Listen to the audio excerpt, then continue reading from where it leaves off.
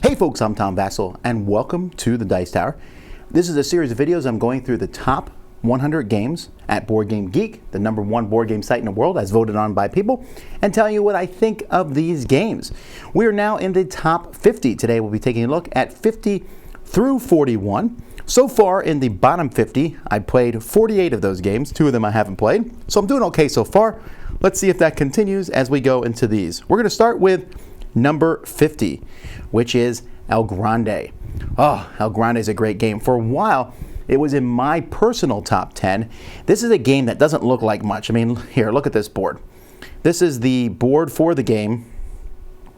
It is a map of Spain. It's a pretty ugly map. You're putting cubes in areas to control those areas. And you're like, that's not new. Yeah, well, this game came out in 1995.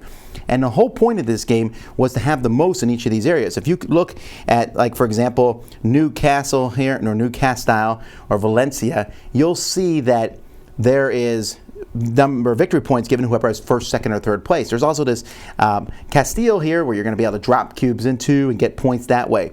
And you do so by playing cards. The game came with different kinds of cards, and each of these cards you're going to pick each turn. Some of these cards are going to give you these little cubes that you have to put on the board. They'll give you a certain amount, and then they give you a special ability that you'll be able to do. And also some cubes that you can place on the board. It's a very simple concept, but picking the right card at the right time and knowing where to control them, this game scales well from 3 to 5. I really like how the game plays. Yeah, it's kind of an ugly game. This is the PC version, I guess. That looks a little better, but for the most part, it's ugly, but it's the grandfather of area control games, and it still plays really well. Number 49 is that one game that is mind-boggling to me that it is 49, and I like the game. This is Patchwork. Patchwork is a game from Uwe Rosenberg, who again continues to dominate the top 100 with games. I think this is the 3rd game of his that's in here, and it will not be the last. This is a game. Here's pretty much all the pieces for this game. It's going to come with a bunch of tiles that you're going to punch out of these boards here. Each player is going to have a board that they're going to be trying to cover up with these boards, and then a pile of buttons as currency. So as the game goes by, you're going to be trying to, like you see this board here, you're going to be trying to cover up your board, so Tetris style. And you also have buttons on your board. The more buttons you have on your board, the more buttons you'll get, and the buttons are how you buy these pieces. This is a 2-player only game. And it is one of, I think, 4 games by Uwe himself that is this. I mean, there's also Feast of Odin. There's the autumn game that just came out, and then the spring game, the Cottage Garden. You know, there's several of these games that he used the same thing in, and he's not the only one. Barron Park does it now. This was the first, though, I can think of that used this concept, and it's only this concept, and I think that's why people like it. I like the other games a little bit better because I don't really care for the button economy as much in this one, but I still think it's a good game. Again, I'm just surprised it's 49. But hey, what do I know?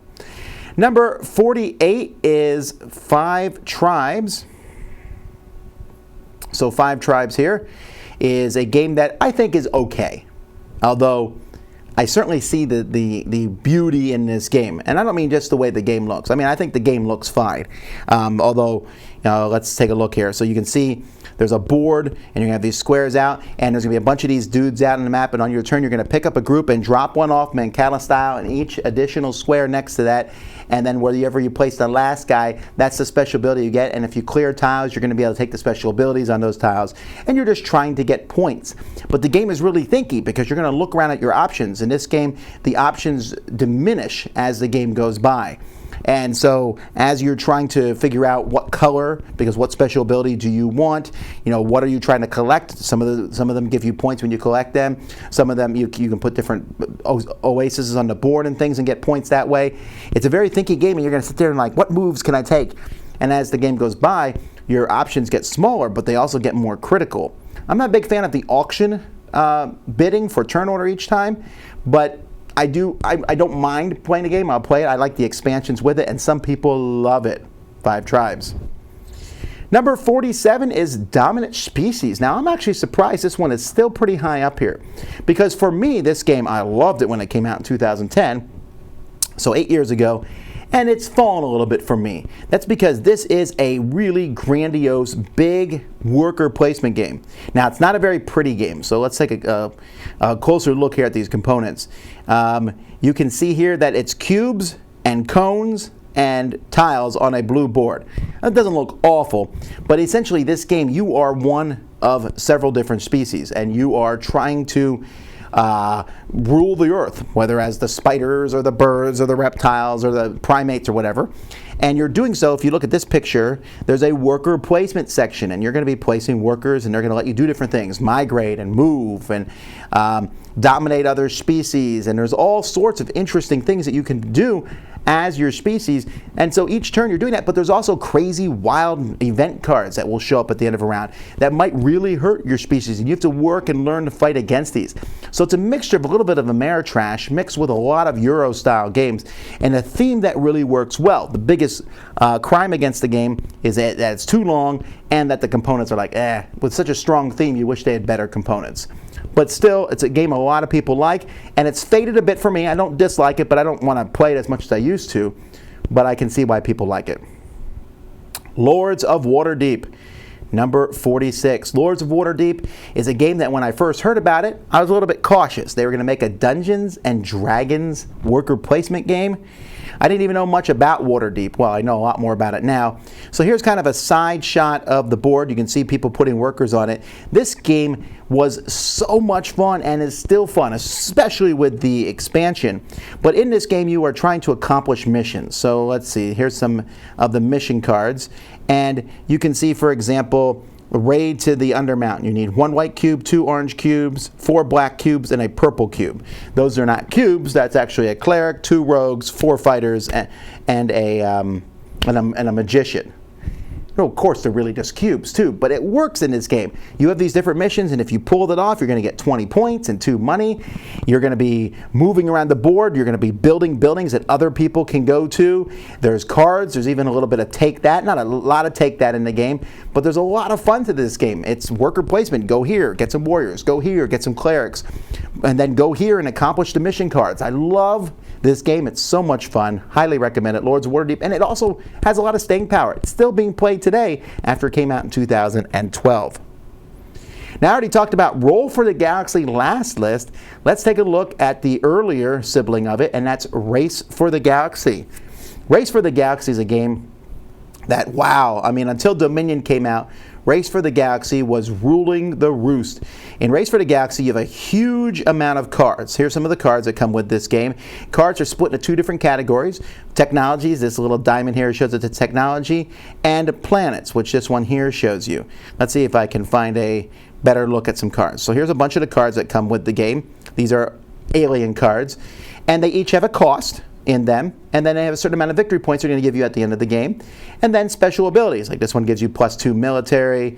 This Rosetta Stone World at the top gives you -2 cost on other alien planets, +2 military against alien planets. This research lab lets you change a green good in for a point. If you're starting to glaze over now, that's one of the flaws of Race for the Galaxy. As you can see, these cards have a decent amount of symbology on them. And these don't even have that much. But each turn of this game, players are going to play a card from their hand.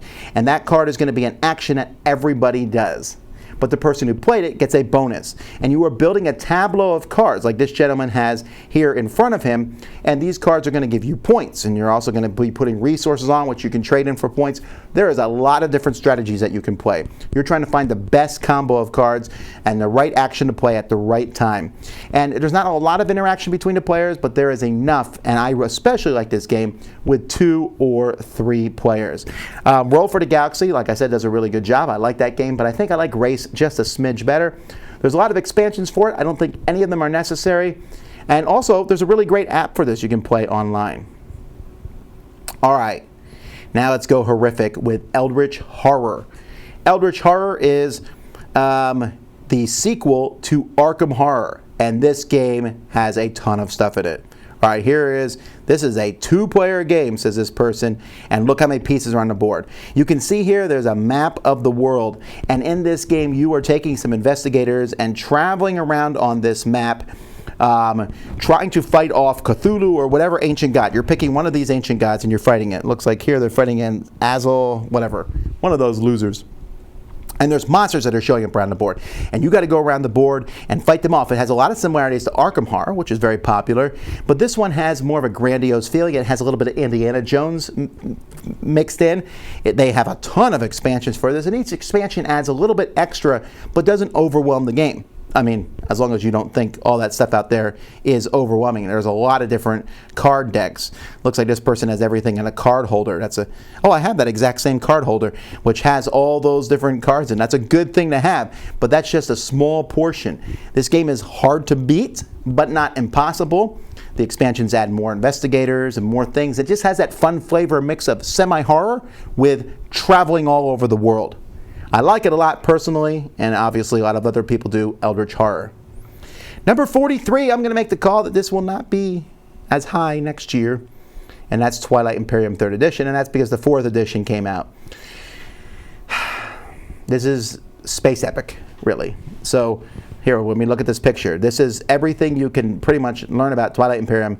You're gonna know from looking at this one picture here. This is a 1, 2, 3, 4, 5-player game. You have all these spaceships, you have technologies, you have planets. You can see the whole table's taken up. This is an easily 6 to 8 hour game. Anyone who tells you otherwise either plays it all the time or they're really doing that to move quickly. It is a lengthy, long game.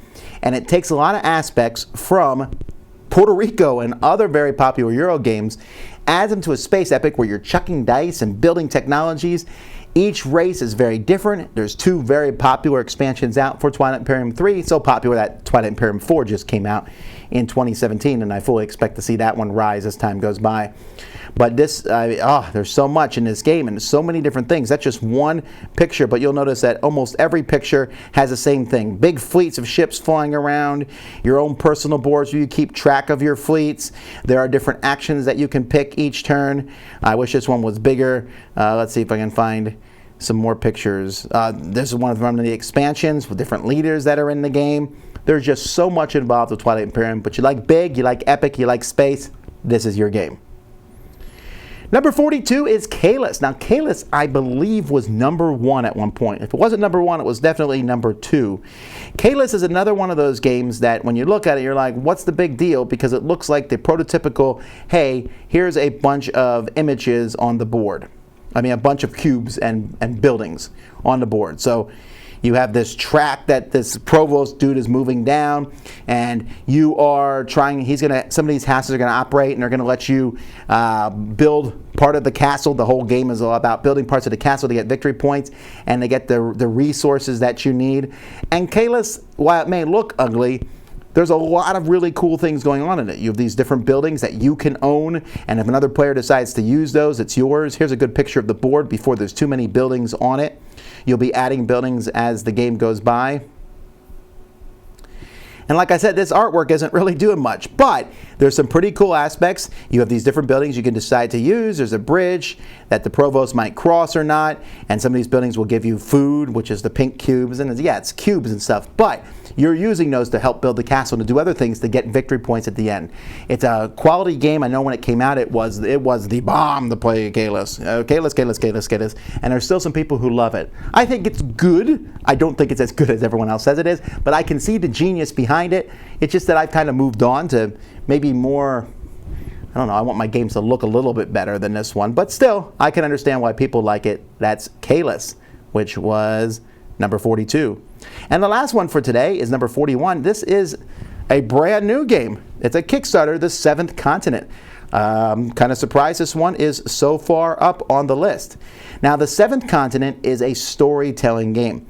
In The Seventh Continent, you have a group of people, and you are traveling together as a group, and you're moving around on these different islands. So you can see these, well, these are painted people, but you're moving on an island and you're going to read different stories and things are going to happen to you, and you have to decide how you're going to handle these situations. And as a group together, you are trying to solve a curse, to get this curse done and figure out what the problem is. And there are so many cards in this box, and you do not know what you're going to run into next. This is kind of a spoilery type game, but these pictures don't really spoil anything. This kind of shows you the first island you land on. And when you land on these different numbers, you'll pull that number card. Sometimes there's multiple numbers. There's random events. I love this game. I really do. It is so much fun. It's an adventuring style game. I can't wait to play this one again. In fact, we are playing it this week, or we have played it by the time you watch this video. I'm not sure. There's just a lot of cool aspects to it. So I'm a little surprised that it moved up to number 41 so quickly, but for me personally, it is just a gem of a game. You like choose your own adventures and want to make that times 20? The Seventh Continent is your baby. All right, well, hey, only 40 more games to go. We'll get to those in the next video. That's been the top games at Board Game Geek by me on the Dice Tower. I'll see you next time.